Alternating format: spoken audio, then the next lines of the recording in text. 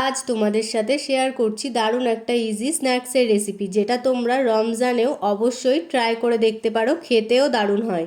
তো চলো রেসিপিটা বানানো যাক। প্রথমেই আমি ছোট ছোট টুকরো করা বোনলেস চিকেন নিয়ে নিয়েছি।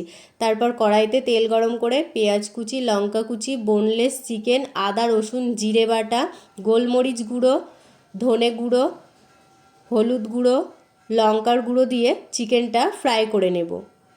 চিকেনটা ভালোভাবে ফ্রাই করা হয়ে গেলে টমেটো কুচি, ধনেপাতা কুচি, স্বাদ মতো লবণ দিয়ে চিকেনের স্টাফিং তৈরি করে নিয়েছি। এবার নিয়ে নিয়েছি আমি কয়েকটা স্লাইস ব্রেড। সাইডগুলো কেটে নিয়ে ব্রেডগুলো বেলে নেব। প্রত্যেকটা ব্রেডগুলো আমি এইভাবে বেলে নিয়েছিলাম।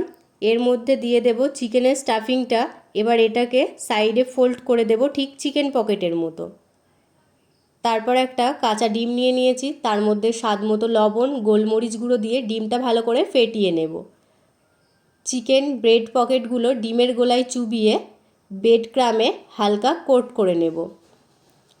প্রত্যেকটা চিকেন ব্রেড পকেট ডিমের গোলায় চুবিয়ে ব্রেড ক্রামে হালকা কোট করে নেব।